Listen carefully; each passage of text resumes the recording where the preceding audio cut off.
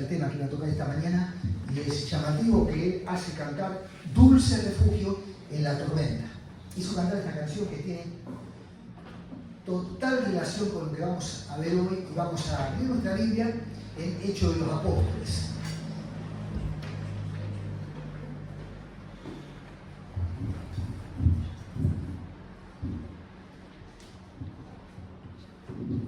El apóstol Pablo, que fue detenido, ustedes recuerdan, lo pueden ver allí, está encarcelado y él hace su descarga delante de Agripa. Y él se encarga de contar lo que fue su vida, su celo por la doctrina judaica, su compromiso de cumplirla. Él explica con quién se había formado, con quién se había criado. Él inclusive habla también diciendo de lo que le ocurre cuando aquel día, persiguiendo a aquellos que se decían seguidores del Nazareno, es sorprendido del camino a Damasco, y allí él se convierte y comienza a ser discípulo del Señor Jesucristo. Así que nosotros vemos cómo él cuenta esas cosas, y Lucas se encarga en todo su escrito de hablar más de una vez en primera persona, porque de hecho este médico es uno de aquellos que acompaña al apóstol, y de hecho está viajando junto con el apóstol. Encontramos todo ese relato del viaje del apóstol a Roma, y basta ver los versículos precedentes a los que vamos a ver hoy para darnos cuenta que él está allí encerrado en Cesarea, la marítima, no Cesarea de Filipo, la Cesarea que está junto al mar, y es donde hace su descarga. Y en ese momento que él hace su descarga, muchos de los que están allí comparten la idea de que es totalmente inocente, que de no haber apelado a César tenía que ser puesto en libertad. Así que por haber apelado a César, como ciudadano romano, él emprende, seguramente con un grupo de soldados y otros prisioneros, el viaje a Roma. Y hace todo un periplo que pasa por Midas, cerca de Roma, pero cuando llegan a Creta, estando en el barco, algo le hace entender que viene una tormenta muy fuerte y que la embarcación corre peligro. Es allí donde justamente ya van en un barco más importante, porque era un barco que trasladaba trigo hasta poblaciones aledañas, y que venía probablemente de Alejandría. Así que él le advierte al capitán de la embarcación que está a punto de producirse una tormenta y que era útil quedarse en Creta. Bueno, tanto el capitán como aquellos que estaban al frente de la guardia romana insisten que no hay que quedarse en Creta, y entonces continúan su viaje. Y haber desobedecido la voz del apóstol en este sentido hace que toda la gente, más de 250 personas que viajaban junto en ese barco con el apóstol, tenga que vivir la experiencia de una tremenda tormenta en el mar Adriático. Así que acá, saliendo de Creta, y en este garabato que hay allí en el medio del mar Adriático, es donde se produce una tormenta que pone en vilo a toda la embarcación y a todos los que estaban allí. Están deprimidos, están angustiados, están tristes, e inclusive aquellos marineros que son muy ejercitados en el tema de las tormentas creen que su vida está a punto de terminar. No era para menos. No se veía el sol, no se veían las estrellas, y yo me imagino un barco en aquel entonces perdido en la oscuridad de ese mar, lo que habrá significado para todos los viajeros. Pero en un momento el apóstol recibe una visión de parte del Señor, y esa visión le da ánimo, porque el Señor le dice claramente que ninguno de la nave habría de perderse. Así que él un poco les recrimina no haber permanecido y pasar el invierno en Creta y haber continuado el viaje hasta Puteoli, que era el puerto al que ellos iban a llegar en la costa, pero les dice textualmente: tengan buen ánimo. Y esa primera expresión que encontramos en la Biblia es muy importante para usted y para mí hoy. El cristiano tiene un montón de motivos para tener buen ánimo. Yo sé que las cosas a veces no salen como uno espera. A menudo no recibimos respuestas a profundos interrogantes que nos han acompañado probablemente desde la juventud. ¿Por qué me pasa esto? ¿Por qué me ocurrió aquello? Pero tenemos que tener ánimo. El Señor nos ha perdonado. Nos sacó de las tinieblas en las que estábamos condenados a morir eternamente y nos ha puesto en un grupo millonario de hombres y mujeres. Millonarios en cuanto a la cantidad y en cuanto a la riqueza espiritual, que ahora estamos en sus manos, que son fuertes, que son seguras y que son eternas. Dulce refugio en la tormenta, le dijía. Así es la vida cristiana.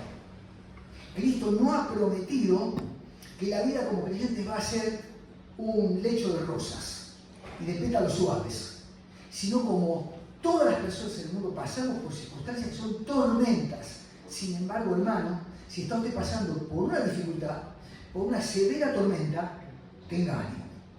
Tenga ánimo. Pero hay algo interesante también. Yo me preguntaba el porqué de su ánimo. ¿Por qué se siente animado él en el capítulo 27 de los Hechos de los Apóstoles? Y él dice, porque yo confío en Dios. Ese es el misterio. Ese es el secreto que abre la puerta de un corazón para que deje de estar desanimado y comience a ser una persona que infunde ánimo a los demás. Y la gente necesita ser animada. En un momento oscuro, grave, preocupante.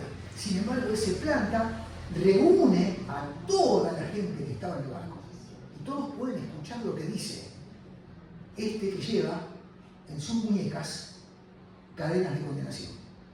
Se para Pablo y dice, tengan buen ánimo. ¿Saben por qué les digo esto? Porque yo creo en Dios. La gente no cree en Dios, hermano.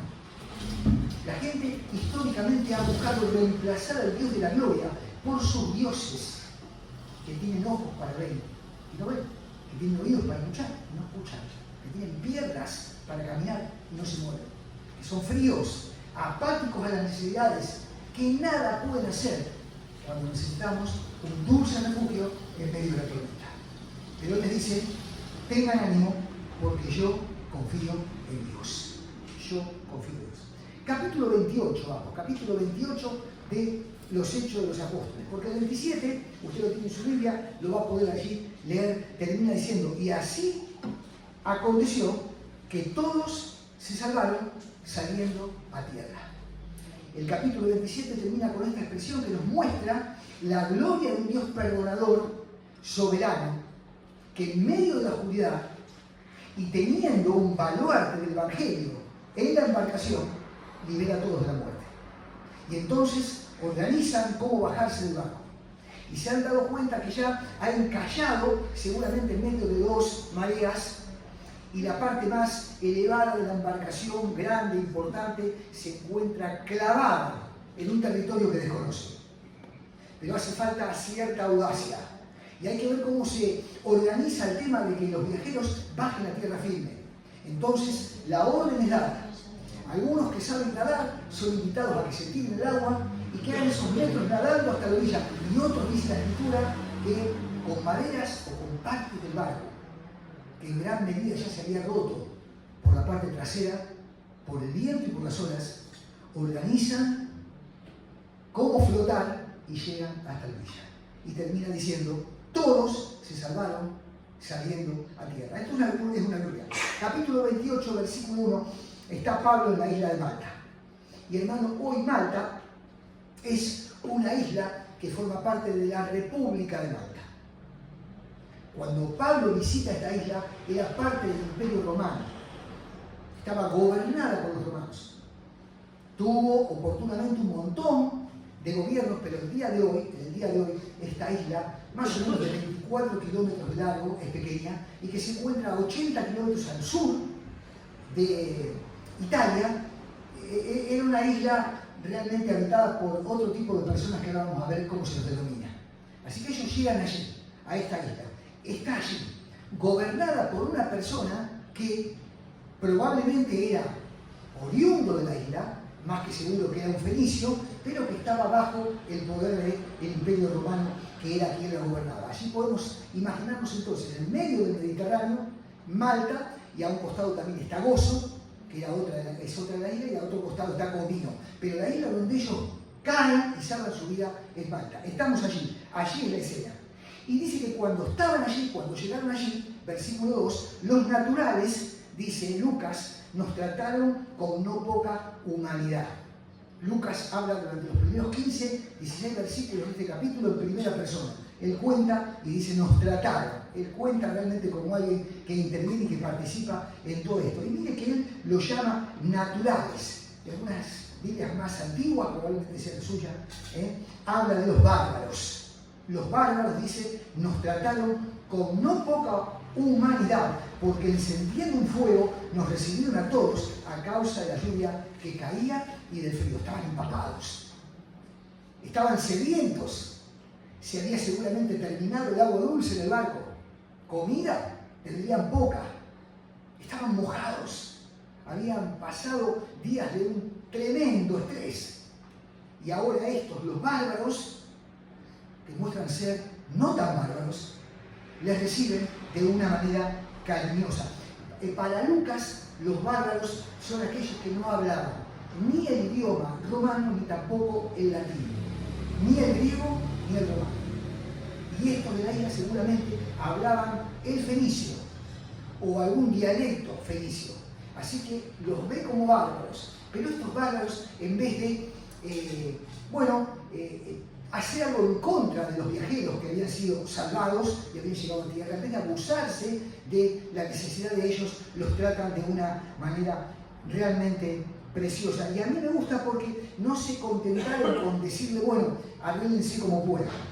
Ahora vayan en paz. Ustedes recuerdan que hay un pasaje en la Escritura, Santiago capítulo 2, versículo 17, que habla justamente de cómo debiera ser nuestra actitud cuando vemos a una persona que tiene necesidad. Y es la actitud que tuvieron estos, sin ser cristianos. Tuvieron una luz de amor, un destello de gracia en su alma y les trataron cariñosamente. Y así obra Dios con los suyos, hermanos. Dios obra con los suyos de esta manera. Porque cuando el creyente menos espera recibir de un incrédulo ayuda, Dios desde la gloria mueve sus hilos para que aún los animales que son tratados como inmundos, me refiero al profeta en la antigüedad Elías, traigan su dosis de cariño, de amabilidad o en aquel caso de alimento. Dios obra de manera que es por demás de misteriosa. Así que al mismo tiempo esto no deja de ser un ejemplo para nosotros de ser compasivos como fueron estos bárbaros con aquellos que habían salido de semejante experiencia. ¿Qué cosa, no? De ser llamados bárbaros a que podamos considerar en ellos personas que Dios utiliza para que Pablo y para que todos sean cuidados. Y fíjense que dice que enseguida prendieron un fuego. Estaban mojados, dice, la lluvia que caía y del frío. Versículo 3. Entonces, habiendo recogido, obviamente, para hacer una fogata, un montón de leña, Pablo se pone a juntar algunas ramas secas y las echa al fuego. Y una víbora, huyendo del calor, se le perdió a la mano. Mire la actitud de Pablo.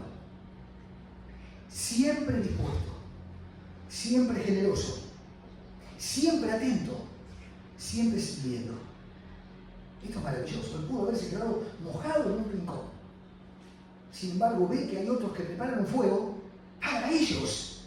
Y se levanta del lugar que está, aún empapado, y se pone a servir, a dar una mano. Ese es un siervo. Empieza sus cartas diciendo, Pablo, siervo de Jesucristo. El siervo es el que desinteresadamente y por amor sirve a aquel rey, a quien le rinde pleitesía, honor y servicio. Y las personas son beneficiadas por la gracia de un hombre que no permanece inmóvil, sino que se pone a servir. A mí me encanta la actitud, porque el siervo de Dios sabe que hace falta fuego, hermano. El creyente sabe que hace falta fuego en la vida. Pablo se levanta y busca unas ramas y es mordido por una víbora venenosa, pero él sabe que hace falta fuego. Y el fuego del Espíritu es lo que necesitamos nosotros en nuestra vida, hermano. Si la hojarasca seca de la preocupación por las cosas del mundo anula el calor de nuestra alma, hermano, hace falta el fuego de Dios.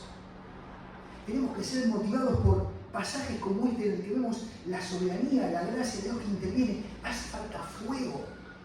El fuego del Señor obrando. Y Él se levanta y pone las ramas.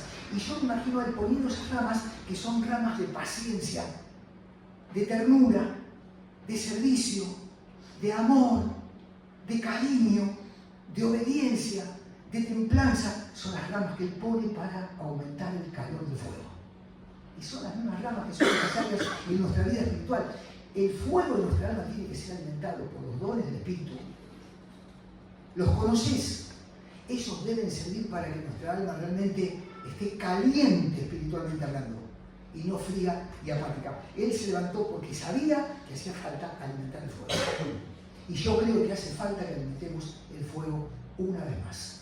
Cada día, la vida, las circunstancias, los temores, las preocupaciones apagan el fuego del Espíritu de nuestra vida. ¿Y qué decir de la desobediencia y del pecado? Debemos nosotros alimentar el fuego. Una figura, como él lo hizo. Versículo 4. Cuando los naturales, dice, o los nativos, o digo de nuevo, los bárbaros, vieron la víbora, dice, vieron la bestia. Usted sabe que en el original dice que vieron la bestia. Lo cual da la sensación que no era algo pequeño, era algo que infundía temor. Cuando estaban allí alrededor de ellos, vieron al apóstol que fue, sacó unas ramas, cuando vio la bestia que se le prendió a su mano, con sus colmillos venenosos clavándole, porque es instantáneo, clava el colmillo y transmite el veneno. Cuando vieron eso, colgando de la mano, se decían unos a otros, ciertamente este hombre es un homicida, a quien escapando del mal, la justicia no deja vivir. Claro. Este hombre decía, dice textualmente allí, decían, es homicida. Y la palabra no está puesta por casualidad. Lucas la usa porque ellos pensaron, viendo las cadenas que tenían las muñecas del apóstol, los guardias romanos que le cuidaban, que él era realmente alguien digno de muerte. Para ellos era un homicida. Era trasladado para ser juzgado y decapitado en Roma. Este es un homicida. Quiere decir, este le dio muerte a alguien. Este ha matado personas. Pero ellos en su ignorancia dicen, como la fuerza de la naturaleza le perdonó la vida, una fuerza más poderosa está intentando apercibirlo y quitársela. Esa es la idea que ellos tuvieron. Se salvó como un homicida en el mar. Pero una víbora ha querido quitarle la vida. Y ellos pensaban en la diosa Dike. Ellos tenían ahí en la isla una diosa, que era la diosa Dike, que tenía en su mano una balanza. Esta era la diosa que era la diosa de la justicia. Así que ellos pensaron en su corazón, se salvó del mar, pero Dike y su padre Zeus algo quiso hacer con este. La víbora lo mata. Así que se reunieron todos alrededor, seguramente, sabiendo que no se podía hacer nada con la vida y con la salud de él, e hicieron un círculo esperando que cayese redondo al piso. Eso era lo que pasaba cuando picaba una víbora de estas. Aunque se salvó del mar, la justicia no le deja vivir. Y Ariquia era la otra diosa que tenía. Y era una diosa que era la diosa del pecado. Así que ellos consideraron que este hombre, que se había salvado milagrosamente del mal, pero que era picado por una víbora, tenía en su alma y en su manera de vivir la tendencia de la otra diosa, de la diosa del mal, del crimen y de la muerte.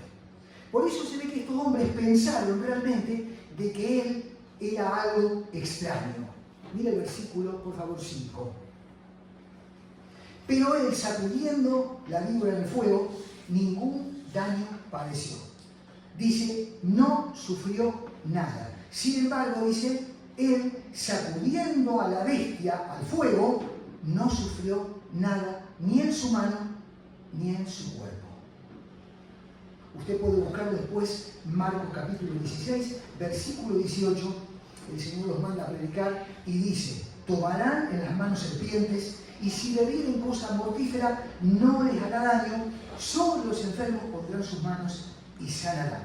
Versículo 6. Ellos estaban esperando que comience a hincharse o que cayese muerto. De repente, dice, de repente, habiendo esperado mucho, me gusta, esperaron un tiempo más que prudencial, habiendo esperado mucho, dice, y viendo que ningún mal le venía, o sea, que nada anormal ocurría con su cuerpo, cambiaron de parecer y dijeron, este es un Dios. Pero era obvio que piensen así. Solamente un Dios, un hijo de Zeus, un representante de los dioses griegos, podía soportar la mordedura de una bestia y no morir. Este es un Dios. Y yo estoy seguro que Pablo no escuchó eso. Porque de haberse levantado y hubiese llegado a su oído, él hubiera dicho, no me traten de esta manera. Yo tengo anotado allí, cuando ha tratado justamente Pablo, en el capítulo 14 de Hechos de los Apóstoles, que es, después de sanar un hombre por la gente, justamente alguien que es hijo de dioses. Y él dice, no se equivoquen, soy un hombre como ustedes. Así que estos dijeron que era un Dios. Dijeron que era un Dios. Y esto también, hermano, nos sirve para ver claramente la volubilidad de las personas. Cómo son las personas y cómo somos a veces nosotros. De pensar que una persona es desechable a considerar que es un Dios. Y somos así, ¿no? Con los que vemos en televisión, con los artistas, con los jugadores, con personas cercanas a nosotros. O sea, somos realmente tan distintos de un día a otro, pensamos de la misma persona de una manera tan diferente. Y eso no está bien que sea así. Eso no corresponde que sea así. Ahora fíjese, ¿no? Allí en la isla había un principal llamado Publio. Este es el que se encarga de hospedarlos. Eran muchos, Eran muchos. Sin embargo, tiene que hacer lugar para todos. Mire por favor el 7. En aquellos lugares había propiedades de un hombre principal de la isla llamado Publio. Principal de la isla. Usted sabe que hasta el día de hoy este Publio es venerado en la isla, en Malta. Porque históricamente los creyentes consideraron que fue el primer cristiano de la isla. Y que gracias a él se propagó el Evangelio. Y que además murió en la persecución contra los cristianos. Así que este tal Publio es muy importante en la isla y parece ser una persona rica, un fenicio, y abre todas sus instalaciones para juntar a todas las personas allí. Publio, gobernador, prepara alojamiento de manera amistosa. Me encanta la expresión. Dice que preparó o los hospedó, dice el 7, solícitamente 3 días, amistosamente hospedaje. Claro, porque hacía falta preparar hospedaje para los otros 270. Pero los recibió, vaya a saber lo que organizaron. Pero había que pensar dónde iban a permanecer esas personas. Si fuera posible, pasasen allí el invierno hasta que un nuevo barco los llevase al destino final. Así que todo se tuvo que organizar. Y dice el 8, y aconteció que el padre de Publio estaba en cama, enfermo de fiebre y de disentería, y entró Pablo a verle, y después de haber orado, le impuso las manos y le sanó. Lucas, como médico, detalla las características de la enfermedad. Me encanta porque él sabe de qué se trata. Él sabe lo que le está pasando. Él le pidió la fiebre, él analiza los síntomas y probablemente él tuvo que decir, tu papá Publio lo que tiene es fiebre de Malta. Seguramente dio un diagnóstico. Y al decirle eso, le dijo, debe haber tomado leche de cabra contaminada, porque de eso se trataba la fiebre de Malta. Era una enfermedad muy común. Pocos bebían la leche. La sacaban de la cabra, la consumían, vaya a saber dónde la guardaban, y el papá, probablemente viejecito, tenía justamente la fiebre de Malta. Pero ¿qué dice la Escritura? ¿Qué dice después? 8, perdón. Estaba enfermo en cama, enfermo de fiebre, le puso las manos y le sanó. En la isla se supo todo lo que había pasado. Había muchos habitantes en la isla. Así que enseguida se corrió la voz. De hecho, muchos llegaron hasta la orilla y vieron el barco en el que venía justamente Pablo y todos los demás, encallado en la arena. Y la parte del barco, como dice la Escritura de atrás, quebrada. Todavía restos de la embarcación flotando allí, llegando a las piedras y a la arena. Se enteraron lo que pasó. Pero también se enteraron muchos de que cuando Pablo se puso a recoger leña para avivar el fuego, le había picado una víbora mortífera y él había permanecido. Y estaba todavía allí yendo y viendo, nada le había pasado. También muchos se enteraron que este mismo Pablo había estado en la casa de Publio y había visitado a su papá y había orado por él. La fiebre y la disentería le había abandonado. La voz se corrió por toda la isla. Y se llenó de personas en derredor al lugar donde Pablo vivía. Versículo 9. Por eso ocurre lo que dice el versículo 9. Entonces, hecho esto, también los otros que en la isla tenían enfermedades venían y eran sanados. Eso me recuerda lo que pasaba con la presencia del Señor entre nosotros, ¿no? Cómo se corría la voz con respecto a las curaciones y sanidades que Cristo hacía, y que entonces dicen los evangelios que de las aldeas bajaban a buscarlo con tal de escucharle y de ser curado. Parece realmente un pasaje de alguno de los evangelios el que nos habla de Jesús. Pablo oraba, imponía las manos y era sanado. Yo me imagino lo que habrán sido aquellos días en la vida de Pablo. Cuánta actividad habrá tenido. No habrá podido sentarse un rato a tomar sol en la playa. ¿Cuántos serían traídos y cuántos serían curados? Y dice el 10, los cuales también nos honraron con muchas atenciones. Y cuando zarpamos, es decir, cuando hubo un viento prudencial para que el barco que había venido a Alejandría vuelva a navegar, eso significa, dice, nos cargaron o pusieron, dice en el original, sobre nuestras espaldas las cosas necesarias. Santiago, por favor, busque Santiago capítulo 2, versículo 6. Hebreos, Santiago, en el Nuevo Testamento.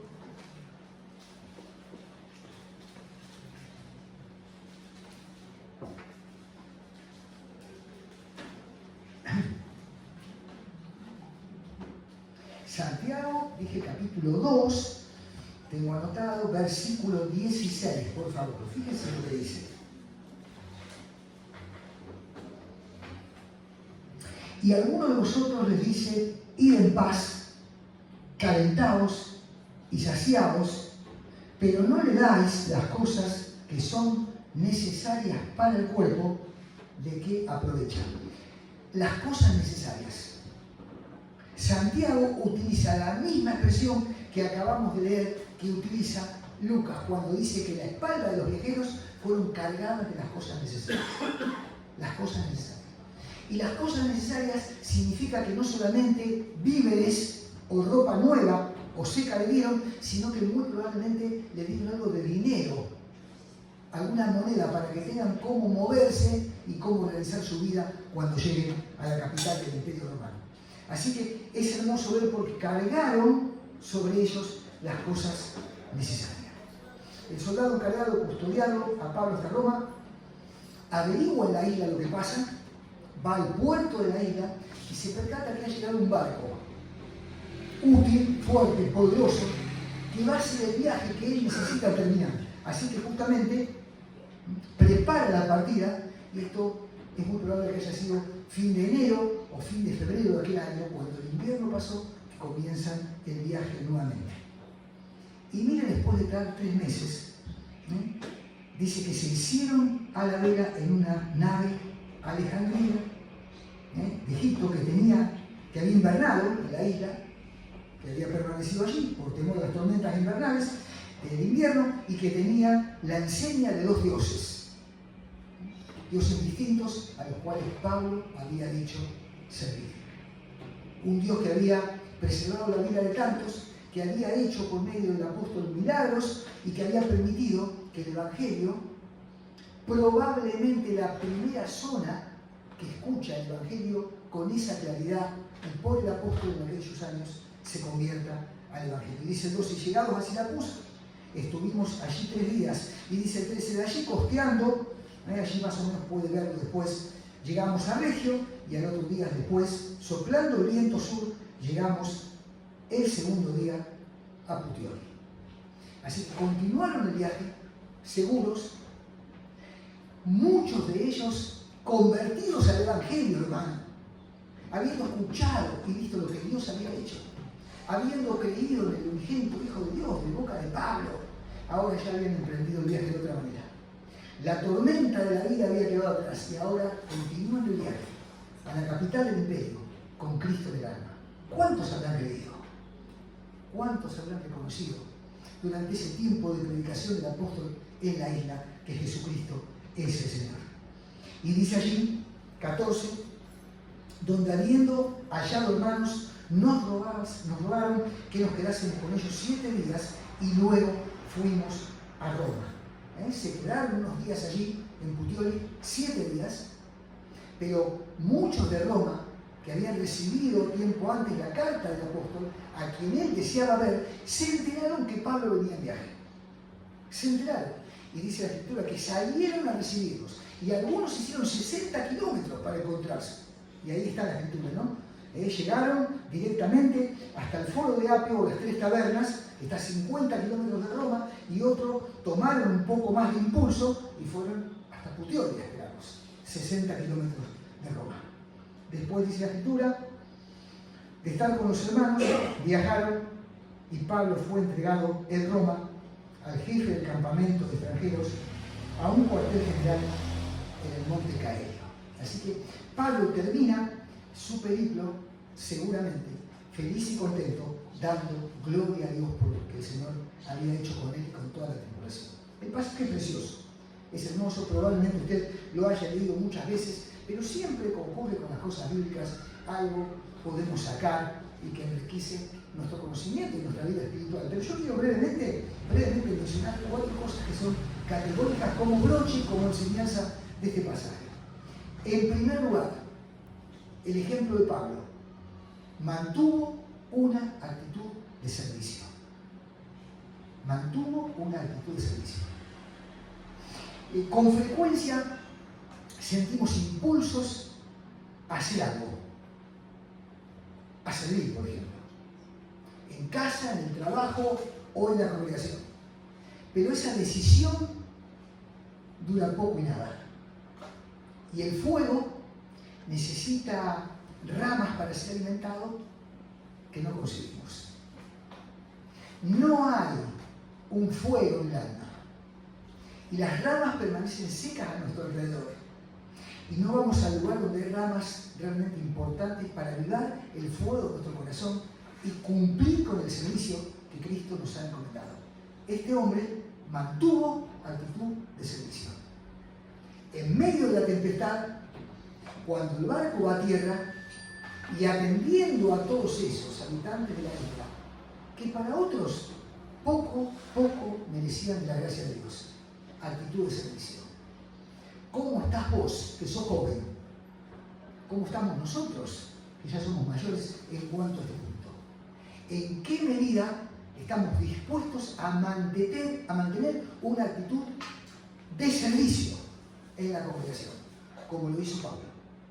Él pudo haber actuado de otra manera, él pudo haber dicho las circunstancias no dan, él pudo haber dicho con la que estoy pasando, Señor, ¿qué querés de mí? Sin embargo, mantuvo una actitud de servicio. Quiere encontrar el Señor en nosotros también vidas consagradas a punto tal de pensar menos en nosotros mismos, en nuestros gustos, en nuestros criterios, en nuestra comodidad y decir en qué y a quién puedo servir. Actitud de servicio. Segundo, resiliencia ante los ataques y las críticas. Todo no era fácil. Predicar el Evangelio en ese ambiente, mantenerse firme y decir yo creo en Dios cuando las olas de la tempestad han inundado toda la cubierta del barco, tener a las personas muertas de hambre, húmedas, enfermas, con sed, y venir a hablar de Dios. ¡Qué paciencia! ¡Qué gozo y qué templanza por la causa de Cristo, aún en medio de las dificultades y de las críticas que probablemente recibió, de algunos gritos de abucheo que se escuchaban en el barco a punto de hundirse y en la isla cuando éste predicaba un nuevo Dios a Cristo crucificado. Se mantuvo firme, nada le movió, permaneció firme ante las dificultades y los ataques, porque él dijo: yo creo en Dios. Los demás tendrán su opinión. Yo creo en Dios, dijo Pablo. Otro punto, superó todo tipo de prejuicio. Ahí en el barco con él había un montón de encadenados como él. Para otros, condenados. Había romanos, soldados violentos, agresivos, pendencieros, que hablaban con lenguaje soez. ¿Y qué hablan cuando baja a la isla? ¿Cuántos en vez de estar contentos habrán maldecido los momentos que pasaron? Sin embargo, él pasó por alto el concepto que todos los demás tenían de la circunstancia. No pensó a quiénes iba a decir el mensaje. Pensó en el alma condenada a aquellos a quienes la palabra debía ser predicada. Es un llamado también a la reflexión para que nosotros también un poco sacudamos ese sopor que a veces nos debilita o que condiciona nuestro testimonio para que cualquiera sea las circunstancias y en cualquier lugar nosotros podamos justamente vencer esos prejuicios y hablar en nombre de Cristo. Y por último, propósito en la vida. Propósito en la vida de él. Yo pensaba cuando estudiaba este pasaje, decía, qué casualidad no que una víbora le haya picado. ¿Te llama la atención? Él pudo haber sido liberado en Cesarea de Filipo, en la Cesarea Marítima, perdón. Y sin embargo, él dice, yo quiero dar cuenta delante de César. Plan de Dios, soberanía de Dios. Hacía falta que vaya a Europa. Y el mensaje por medio de él comenzó a propagarse en todo el mundo conocido en Europa. Y él va viajando. Y el diablo lo sabe. Y las huestes celestiales rondan alrededor viendo cómo debilitan su fe. Y él se planta y dice, tengan ánimo, yo creo en Dios. Pero el diablo está tejiendo allí un momento y una circunstancia para que todos, inclusive el apóstol, perezcan en la profundidad del Mediterráneo. No tiene que llegar, no tiene que ir, pero desciende en tierra y se salva. Qué llamativo es que entre las ramas sale una víbora, una figura diabólica imposible, y le pica para consumir su sangre y secar su cuerpo y matarlo. El mensaje no tiene que llegar a Europa, pero Dios le salva, Dios le protege, Dios le salva. Propósito de la vida. Para él no estaba pensada, bajo ningún punto de vista, la tormenta en el mar. Él no consideraba, bajo ningún punto de vista, tener que salvarse como se salvó, nadando hasta la costa con el peso de las cadenas que tenían sus muñecas. Mucho menos había considerado predicar en una isla a la que llegaron sin saber el nombre. Pero había un propósito.